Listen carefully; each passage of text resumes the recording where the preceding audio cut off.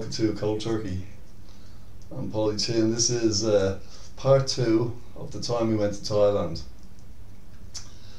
So in part 1, and I'm sorry it took so long to get this download down, but I was supposed to do the next one a couple of days later, but life sometimes gets in the way.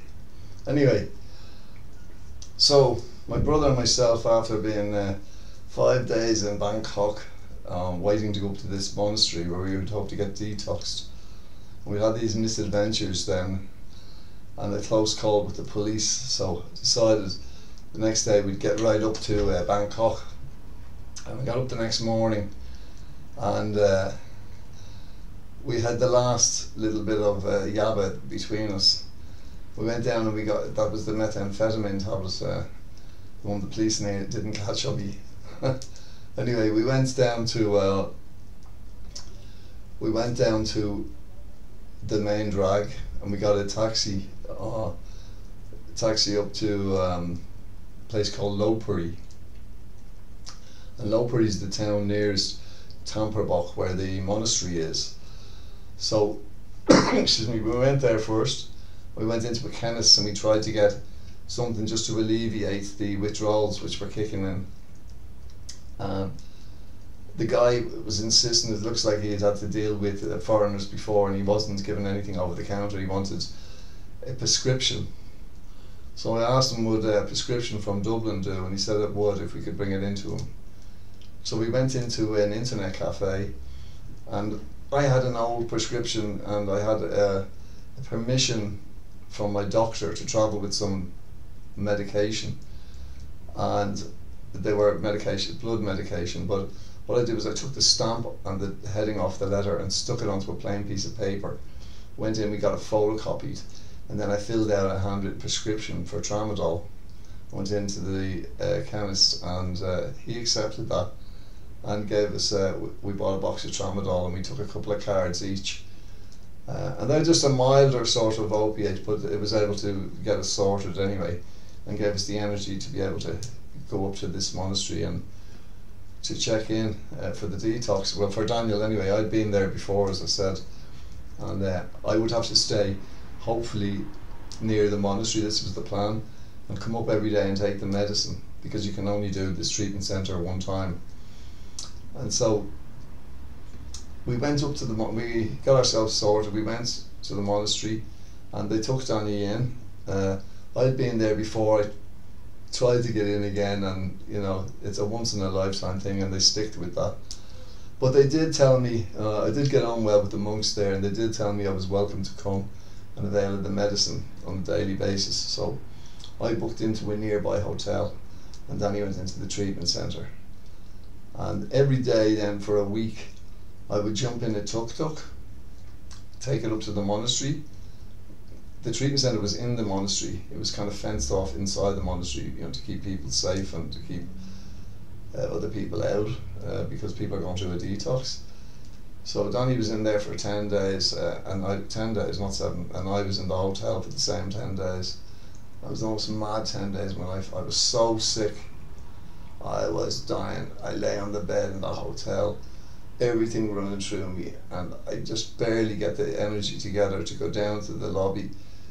I'd get the guy to call me a tuk-tuk, I'd go up to the monastery in it, and I'd hang around there until the monks were doing medicine ceremony in the treatment centre. When they were finished that, they would come out with the medicine, and some of the monks would take this, because this medicine, it's just like herbs, but it makes you vomit and you purge, and the monks practice this.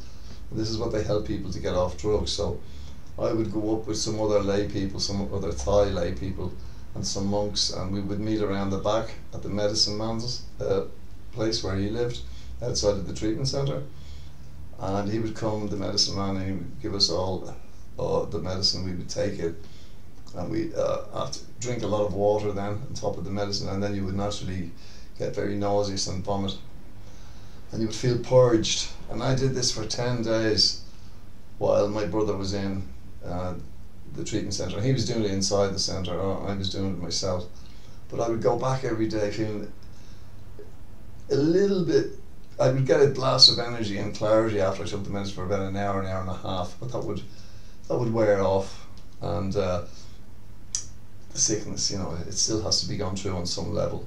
And I lay awake all night in that hotel for those 10 days, and there was a chemist, and it has a green cross, neon cross, and the light from the cross used to come up into the room and shine on the roof, always reminding me that the chemist was just downstairs and a few shops down.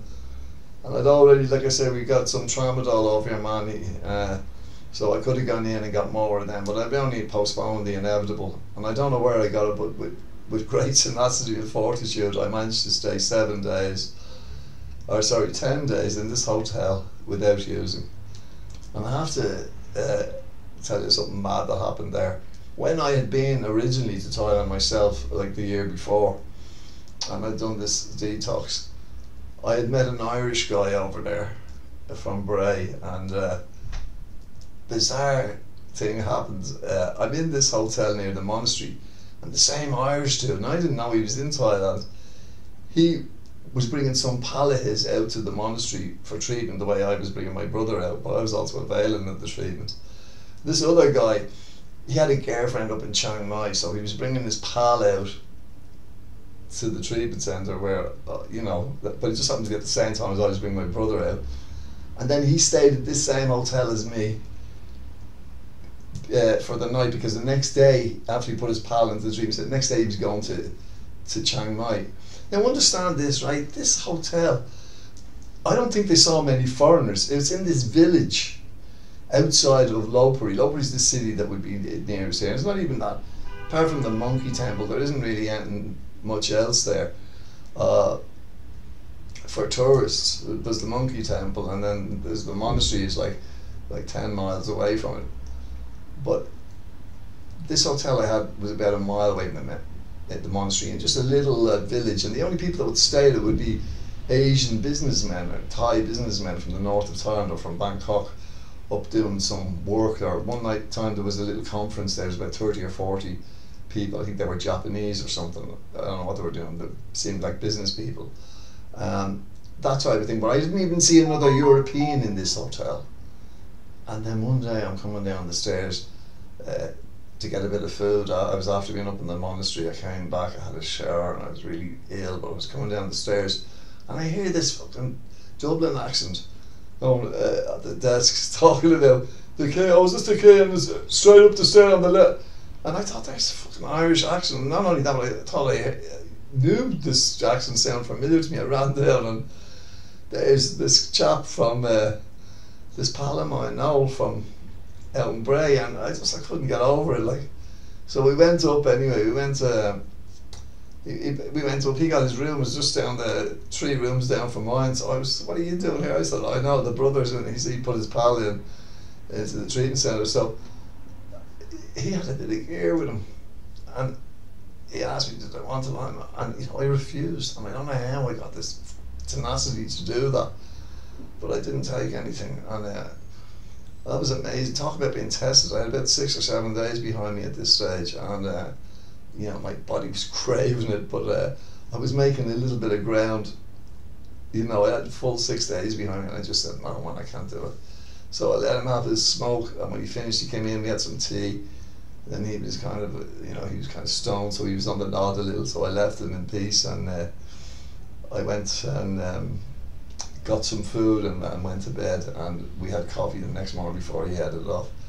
But yeah, and all night I lay there, twisting and turning in the bed, knowing that just 3 doors down I could knock and ask for a few lines.